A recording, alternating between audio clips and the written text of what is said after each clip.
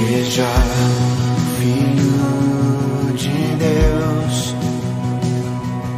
leão e o cordeiro dado aos. Graça e paz, meus irmãos, boa noite, tudo bem com vocês? Estamos juntos para mais uma semana de aprendizado por meio do programa Palavra Viva. Eu fico muito feliz por saber que vocês estão mais uma vez comigo para meditarmos na Palavra de Deus. Meu nome é Miqueias Alves, meu WhatsApp para você que nos ouve me mandar uma mensagem fazendo seu pedido de oração é 12991925941. 12991925941. 12991925941. Minhas redes sociais são: no Facebook é Miqueias Alves, no Instagram é @Miqueias Alves de Souza Cruz, no meu canal de YouTube é Miqueias Alves. Nos sigam lá, que temos conteúdo para vocês de qualidade.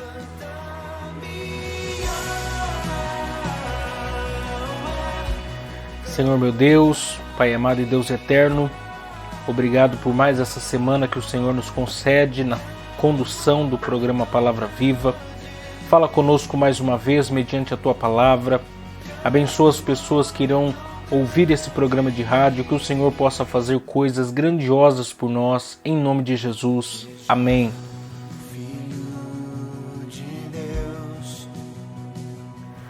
Deixe-me agradecer aqui também os nossos patrocinadores que têm muito nos ajudado. E também, se você desejar nos ajudar a patrocinar esse programa de rádio, anunciando a sua empresa ou nos dando uma oferta voluntária, entre em contato com a gente pelo contato 12991925941. 12991925941. 12991925941. Quero agradecer aqui o Pinda Baterias, situado na Avenida Doutor Fonte Júnior, 1149, Maria Áurea, Pindamonhangaba, São Paulo. Telefone é 12-3648-8135 ou 12-99191-3026. Bateria somente para carros a partir de R$ 150 com troca em até 3 vezes sem juros. Tratar com Neide Ramos ou Cláudio Bueno, nossos amigos e irmãos em Cristo. Como também quero agradecer a Marcearia Betel, situado na Rua Bulgária, 355, Pazim, Pindamonhangaba, São Paulo. Telefone é 12-98896-3701. E atenção lancheiros, produzimos o melhor pão de hambúrguer da cidade. Tratar com Wesley, meu amigo em Cristo. Quero agradecer também a Serralheria Venâncio. Telefone é 12-98222-2300. Tratar com Cláudio Venâncio para confecção de portão basculante, grade, portão de correr, cobertura de policarbonato e toldos. Quero agradecer também a Dona Maria Bolos e Salgados, situado na Avenida CTI 205, Bonfim, Taubaté, São Paulo. Telefone é 12-3624-2875 ou 12-992-30-5387. Facebook é Dona Maria Bolos e Salgados, o Instagram é @Dona Maria Bolos e Salgados. O horário de funcionamento da loja física é de segunda a sábado, das 7 às 19 horas e domingo das 11 às 14 horas, exceto datas comemorativas. Lá eles possuem bolos decorados, bolos secos, bolos fitness, salgados fritos e assados, doces tradicionais e personalizados e bolos temáticos com pasta americana. Quero agradecer também a Gilear e Engenharia, situado na Galeria Barão Box 14, centro de Pindamonhangaba, São Paulo. Telefone é 12-98105-4725. Tratar com Eliel Ferreira, nosso amigo em Cristo, para aprovação de projetos, desmembramento e unificação de lote. Veja o Filho de Deus, leão e o cordeiro dado aos.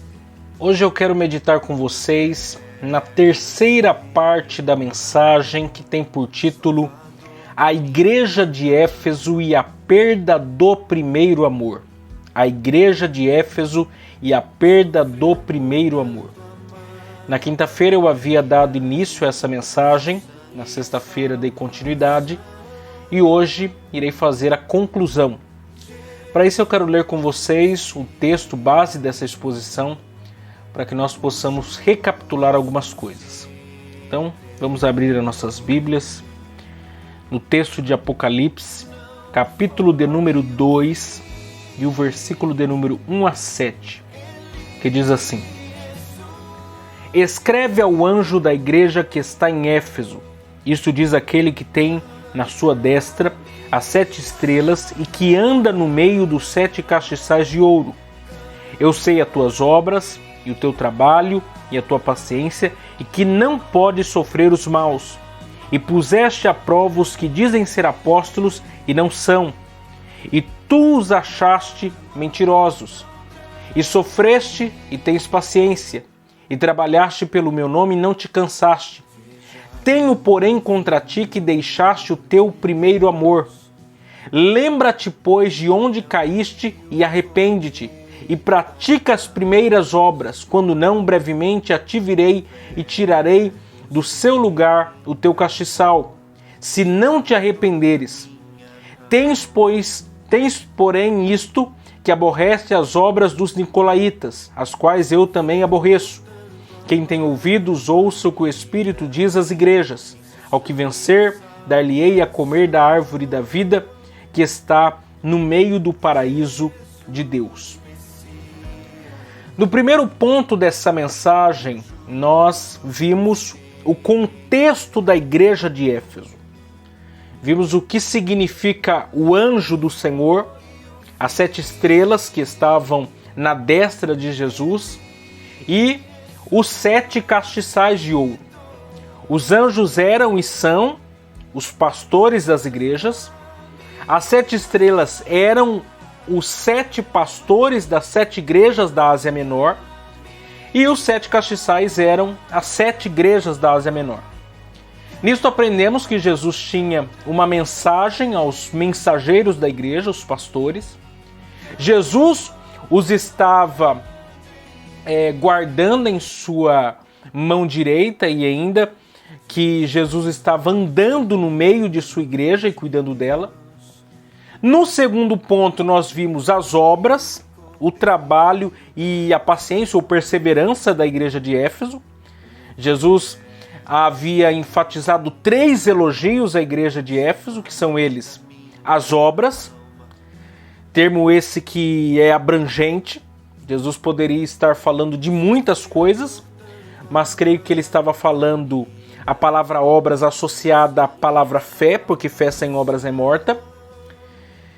O trabalho, porque a igreja de Éfeso, conforme diz o texto, e trabalhaste pelo meu nome, ou seja, Jesus elogia o trabalho dessa igreja, o empenho dessa igreja. E terceiro, a paciência ou a perseverança, em outras traduções. E Jesus havia elogiado essa igreja por sua paciência, por sua perseverança, por três razões. Primeiro, porque não podiam suportar os homens maus, ou seja, não aceitavam que qualquer pessoa fizesse parte de seu rol de membros. Segundo, porque não podiam admitir os falsos apóstolos, ou seja, não aceitavam os falsos pregadores da palavra de Deus. E terceiro, porque eles odiavam as obras dos nicolaítas, que sexta-feira não havia dado tempo de eu concluir esse ponto, então eu irei começar a partir dele hoje. Quem eram os nicolaítas? Na verdade, não se tem qualquer certeza sobre nada. Pode ser o diácono Nicolau, que foi separado na igreja de Jerusalém em Atos dos Apóstolos, capítulo 6, verso 5, mas que venha a ter se desviado da pureza do evangelho para práticas erradas. Pode ser uma seita que saiu da igreja primitiva com ideias e doutrinas contrárias ao evangelho, como também pode ser o que Apocalipse capítulo 2, versos 14 a 16 diz quanto às práticas desses. Diz o texto: mas umas poucas coisas tenho contra ti, porque tens lá os que seguem a doutrina de Balaão, o qual ensinava Balaque a lançar tropeços diante dos filhos de Israel, para que comessem dos sacrifícios da idolatria e se prostituíssem. Assim tens também os que seguem a doutrina dos nicolaítas, o que eu aborreço. Arrepende-te, pois, quando não, em breve virei a ti e contra eles batalharei com a espada da minha boca. O pastor Hernandes Dias Lopes diz que os nicolaítas são destruidores do povo. Pregavam uma nova versão do cristianismo. Eles pregavam um evangelho sem exigências, liberal, sem proibições. Eles queriam gozar o melhor da igreja e o melhor do mundo. Eles incentivavam os crentes a comer comidas sacrificadas aos ídolos. Eles ensinavam que o sexo antes e fora do casamento não era pecado. Eles acabavam estimulando a imoralidade, mas a igreja de Éfeso não tolerou a heresia e odiou as obras dos nicolaítas. E aí a pergunta é, será que existem nicolaítas ainda hoje na igreja brasileira? O próprio pastor Hernandes Dias Lopes, comentando sobre isso, ele diz as seguintes palavras: a igreja brasileira precisa desta mensagem. As pessoas hoje buscam experiência e não a verdade. Elas não querem pensar, querem sentir. Elas não querem doutrina, querem as novidades, as revelações, os sonhos e as visões. Elas não querem estudar a palavra, elas querem escutar testemunhos eletrizantes. Elas não querem um evangelho da cruz, buscam um evangelho dos milagres. Elas não querem Deus, querem as bênçãos de Deus. Essa é a triste realidade das igrejas no contexto brasileiro hoje. É isso, e isso é tido como o certo ao invés de errado. Por quê? Porque não se há uma preocupação de se voltar à palavra de Deus e saber o que ela diz que devemos fazer. A igreja de Éfeso odiava a prática dos nicolaítas e o próprio Jesus fez questão de citá-los nominalmente para esclarecer que ele também odiava as suas práticas. Se o que Jesus diz que odeia não nos causa temor, é porque já estamos como aqueles que serão condenados com o mundo. Porque a disciplina tem por objetivo que os crentes não sejam condenados com o mundo no grande dia do juízo final. Então, se nós não cairmos em arrependimento, então já era. Então não existe mais solução, então não existe mais saída para nossas vidas, não existe rota de mudança para a igreja e para nossas vidas. O terceiro ponto dessa mensagem fala sobre a perda, então, do primeiro amor.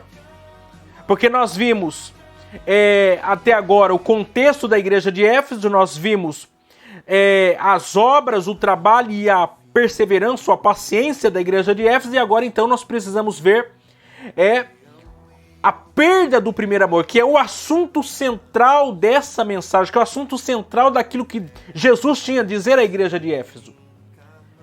Então, a exortação de Jesus consistia no fato de que, embora essa igreja fosse zelosa, lhe faltava o fervor. Zelo e fervor sempre devem andar juntos. O problema dessa igreja não era que eles não tinham amor, mas que não tinham mais o primeiro amor. Isso é diferente. Conforme nós estamos observando, havia amor por parte dessa igreja a Deus e ao seu próximo. Porém, não havia mais encanto por nada. O povo já estava ligado num piloto automático. A grande questão não estava no amor em si, mas na perda daquele primeiro amor que todos possuem quando iniciam algo novo. Diante disso, Jesus fez algumas recomendações. Letra A. Tome cuidado ou tome consciência de sua falta de fervor. É impossível que se haja mudança em qualquer área da nossa vida, sem que se admita que se tem tal ou qual problema. Jesus foi direto ao ponto. Tenho, porém, contra ti que deixaste o teu primeiro amor. Esse era o problema central deles, os demais emanavam desse. Quando não se tem mais o primeiro amor, tudo fica difícil para se fazer. Os grandes problemas de nossas igrejas surgem do problema chamado falta do primeiro amor. O apóstolo Paulo, escrevendo aos Romanos, no capítulo 12, versículo 11, disse: nunca lhes falte o zelo, sejam fervorosos no espírito, sirvam ao Senhor. Essas duas verdades precisam andar em contiguidade: fervor e zelo. O zelo é a causa e o fervor é a consequência. Não adianta zelo estéril, como também não adianta fervor sem zelo. Os extremos geram extremos. A igreja é como um pássaro, precisa das duas asas para voar. A direita é o zelo e a esquerda é o fervor. A direita é a palavra e a esquerda é a oração. O zelo e o fervor cristão estão concentrados no servir ao Senhor. Letra B. Lembra-te, pois, de onde caíste e arrepende-te, e pratica as primeiras obras. Jesus aponta o problema, mas aponta a solução do mesmo também. Jesus sabia o que eles precisavam fazer para que as coisas voltassem ao normal. O que era preciso então fazer? Lembrar-se e arrepender-se. A lembrança é fundamental no processo de mudança. Quando a gente se lembra de como as coisas eram e de como as coisas estão, isso nos leva a tomar uma nova atitude. O que não pode acontecer é a gente ficar preso ao que já se passou, o saudosismo. Passado é passado. A gente olha para o passado para ter como referência o que devemos aplicar no presente e futuro. É com isso, e com isso nós nos arrependemos. Isto é, a metanoia, a mudança de mente. A única forma de se haver mudança na igreja é quando se há arrependimento. O avivamento que tanto almejamos para a nossa geração começa quando o povo se arrepende. Vai começar quando o povo se arrepender de seus pecados. Surpreende-me como essa geração se encontra espiritualmente.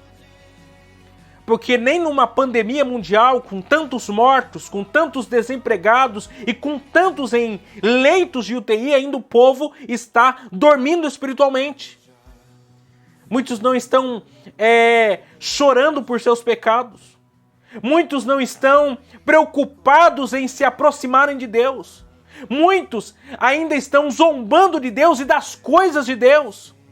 Isso prova quão mal é o ser humano sem Deus. Deus está alertando essa geração sobre a iminente vinda de seu filho, mas ainda muitos zombam e vivem como se Deus não existisse. Não é à toa que os últimos dias foram abreviados por causa do mal no mundo. É preciso muito choro de arrependimento. É preciso de muitas lágrimas. É preciso de mudança. Porque é verdade também que o arrependimento não é quando você chora. O arrependimento é quando você muda. E a igreja a qual nós estamos fazendo parte hoje é uma igreja que precisa se arrepender.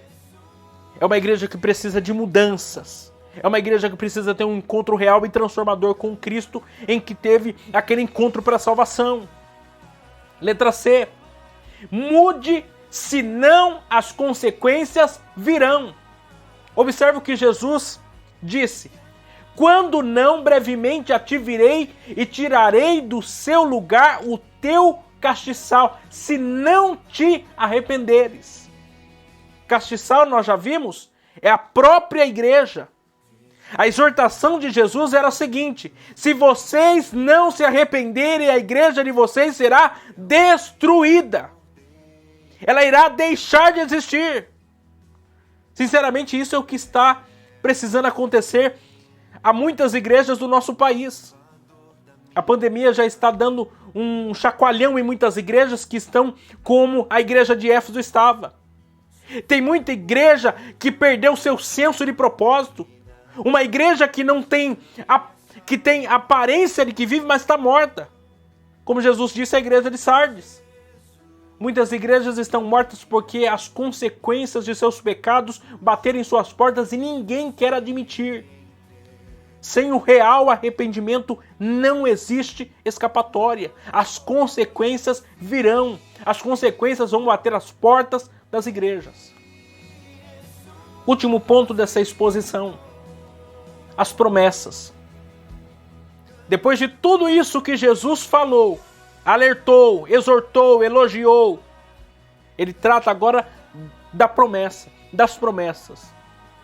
A conclusão das palavras de Jesus à igreja de Éfeso os advertia que se eles tinham ouvido e com eles os tinham ouvido suas palavras, então eles eram indesculpáveis. Ninguém poderá chegar diante de Deus e dizer que não sabia daquilo que ele tinha a dizer à sua igreja. Jesus se faz ouvir de diversas formas ao seu povo, só não ouve quem não quer. E a promessa é que se permanecermos firmes até o final, desfrutaremos das dádivas do paraíso de Deus. Segundo o apóstolo Paulo, nós já somos mais do que vencedores em Cristo Jesus. Mas a batalha ainda não acabou. A igreja é vitoriosa, está sendo vitoriosa e será vitoriosa quando Jesus vier buscá-la. Essa é a esperança da igreja. Essa é a promessa do Senhor Jesus Cristo à sua igreja. Que nós um dia o encontraremos, o veremos face a face como ele é. E essa é a maior esperança que nós podemos ter. Essa é a mensagem de Jesus Cristo à igreja de Éfeso. Jesus continua falando conosco por meio de sua palavra e a mensagem dele à sua igreja hoje é que ela volte ao seu primeiro amor. Voltar ao primeiro amor é voltar a um tempo em que se valoriza a simplicidade do evangelho. Muitas igrejas estão tão sofisticadas que elas perderam a sua essência. É errado uma igreja investir do bom, do melhor. Não. Mas é errado ela perder o seu senso de propósito. A tendência nossa é valorizar mais coisas do que pessoas. E é aí que mora o perigo. Existem igrejas que valorizam muito o seu nome, seus pastores, seus congressos, mas não valorizam mais a verdade, o evangelho e o próprio Cristo que é o dono da igreja. Essa inversão de valores é que tem matado muitas igrejas. Por isso Jesus chamou a igreja de Éfeso ao arrependimento e como chama a igreja brasileira também. Eu quero orar com você. Talvez você que está me ouvindo perdeu o primeiro amor.